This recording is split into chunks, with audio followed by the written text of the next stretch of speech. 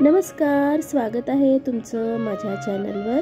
तुमच्या अंगणातही अशा प्रकारचे वेगवेगळे वेली असतील। आता सध्या हे वेल मात्र जे पानाचं वेल आहे ते कुठल्याही आधार न घेता म्हणजे भिंतीच्या आधारानेच ते आपलं वाढत आहे। पण याला आणखीन छान वाढवण्यासाठी कोको स्टिकचा आपण उपयोग करून घेऊ शकतो। तर यासाठी कोको स्टिक असेल किंवा कोकोपीटचे ब्रिक असतील ते आपण घरीच बनवू शकतो। पण ब्रिक बनवण्या इतकं तर मी साठवलेलं नाही आहे, पण माझ्याकडे कोको स्टिक बनवण्या इतकं मी ज्या नारळाच्या साली आहेत ते साठवलेल्या आहेत। तर या कोको स्टिकचा उपयोग ना आपण मनी प्लांट सारख्या ज्या वेली असतात त्याचा वाढवण्यासाठी करू शकतो। 3 ते 4 नारळाचे साली आहेत या।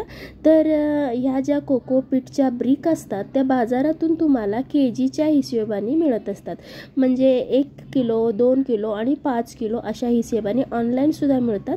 जेव्हा तुम्ही असे ब्रिक्स आणतात तेव्हा त्याला पाण्यातून भिजत घालायचं आणि भिजत घातल्यामुळे ते तिप्पट चौपटीनं फुगून येतं आणि त्याचा जो बुरादा असतो तो तुम्ही पॉटमध्ये टाकायचा, जो की टाकल्यामुळे पॉट उचलण्यासाठी आणि झाडं वाढण्यासाठी मदत होते। माती हलकी फुलकी तयार होते। तर तुमच्याकडं माती जर अवेलेबल नसेल तर अशा कोकोपीटचे जे ब्रिक्स असतात ते तुम्ही आणून तुमची झाडं वाढवू शकता।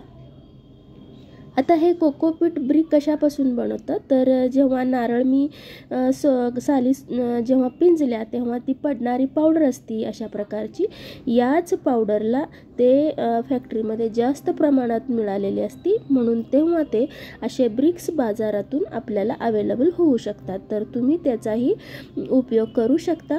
पण माझ्याकडं आता सध्या थोडंसंच आहे, याला मी मनी प्लांटमध्ये टाकणार आहे, कारण मनी प्लांट माझ्या हॉलमध्ये आहे जो की पॉट मला उचलण्यासाठी हलका फुलका तयार होईल।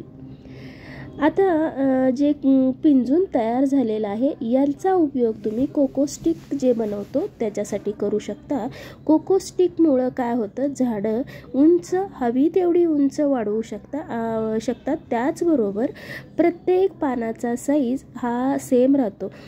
तुमच्या लक्षात आलं असेल मनी प्लांटसारखे जे प्लांट्स असतात ते सुरुवातीला तर मोठी मोठी येतात, पण जेव्हा आपण दोरीच्या आधाराने त्याला वाढवतो त्यावेळेस मात्र वरची पानं छोटी येतात।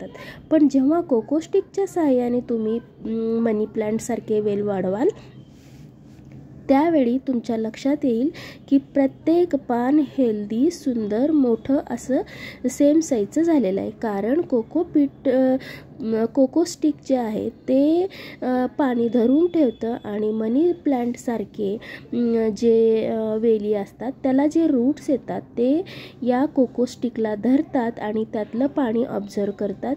म्हणजे त्याची मनी प्लांटसाठीचे ते पाईपलाईन असते, पाईपलाईनचं जे काम असतं ते करतं। थोडक्यात सांगायचा माझा उद्देश हाच आहे।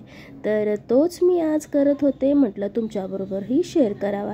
असेच काही माझे जे अनुभव असतात ते मी तुमच्याबरोबर शेअर करत असते आणि नवीन नवीन जे मला कळतं ती माहिती मी तुम्हाला देत असते। तुम्हाला माझे व्हिडिओ आवडत असतील तर लाईक आणि सबस्क्राईब जरूर करा आणि येणारे व्हिडिओ पाहण्यासाठी बेल आयकॉनही दाबा। Bye bye.